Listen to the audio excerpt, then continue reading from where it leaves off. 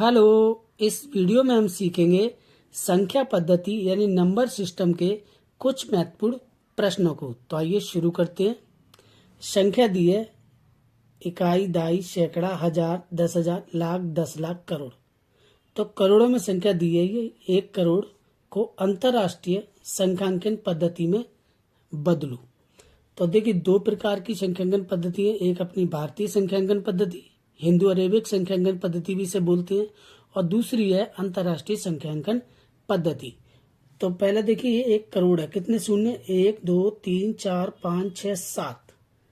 1 2 3 4 5 6 7। 1 करोड़ में कितने शून्य होते हैं? 7। अब इसे बोला जाए आपको कि भारतीय संख्यांकन पद्धति में लिखो, तो हम क्या करेंगे? पहला 1 2 3, 3 अंक के बाद हम पहला कॉमा लगाएंगे। 3 अंक के बाद पहला कॉमा, फिर 2 अंक के बाद फॉलोअप, फिर 2 अंक के बाद कॉमा लगाते जाएंगे। तो ये 1 करोड़ हो गया। ठीक है, कॉमा लगा दिए। अब यही बात वो कह रहा है कि अंतरराष्ट्रीय पद्धति में लिखो, संख्यांकन पद्धति में। तो हम लिखेंगे 1 2 3 4 5 6 7। सेम है।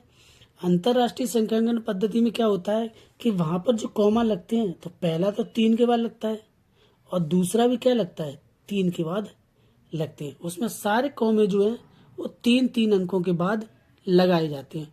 और भारतीय संख्यांकन पद्धति में क्या होता है? पहला कॉमा तो 3 के बाद लगाते हैं, जैसे इकाई, दहाई, सैकड़ा।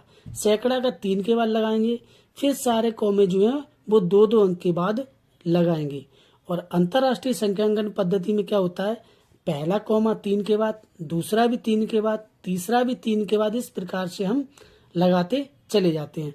तो देखिए, ये 10 है, हमारा 1 पे आया था यहाँ, तो 1 करोड़ हो गया। ये 10 है, तो 10 क्या हो गया? मिलियन। 10 मिलियन, इसे पढ़ेंगे क्या? 10 मिलियन। ठीक है। अगला प्रश्न है, राम ने अपने मित्र को 1 मिलियन रुपए दिए।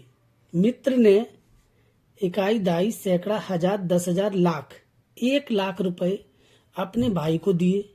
अब बताओ, राम के मित्र के पास कितना रुपया शेष बचा? तो देखिए, राम ने अपने मित्र से कितने रुपए लिए थे? मित्र को जो कितने रुपए दिए थे? 1 मिलियन।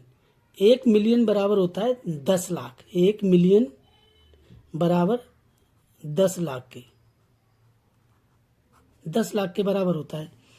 तो लाख पे 10 लाख, 10 लाख, इकाई, दहाई, सैकड़ा, हजार, 10,000, लाख, 10 लाख। तो ये यहाँ आ गया, 1 कॉमा यहाँ आ गया, यानी कि 10 लाख के बराबर होता है। तो 10 लाख रुपए जो है राम ने अपने मित्र को दिए। अब उसमें से मित्र ने क्या किया? अपने भाई को 1 लाख रुपया दे दिया अपने भाई को। तो 1 1 2 3 4 5, 1 लाख में 5 शून्य होते हैं, तो देखिए ये यहाँ लगेगा और ये आ जाएगा यहाँ। 1 लाख रुपए अपने भाई को दे दिए। अब राम के पास कितना शेष बचा है वो हमें बताना है। इसको हम करेंगे माइनस, घटाएंगे। तो शून्य में से शून्य जाएगा, शून्य, शून्य में से शून्य, शून्य, शून्य शून्य शून्य, ये भी शून्य में से शून्य गया। 1 2 3, 1 2 3 4, ये शून्य आ गया यहाँ पे। ठीक है, ये भी आ गया शून्य।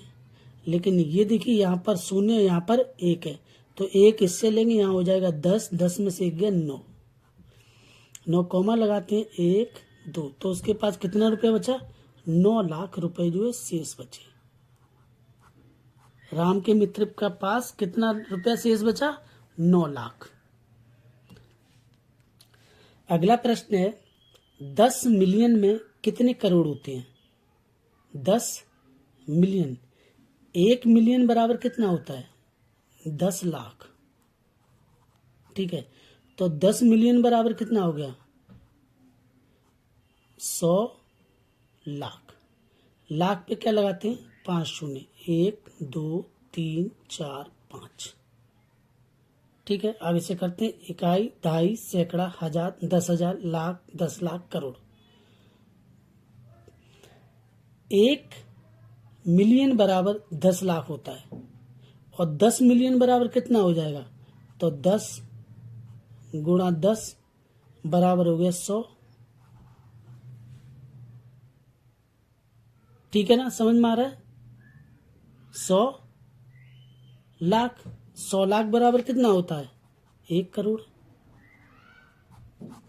आंसर 1 करोड़।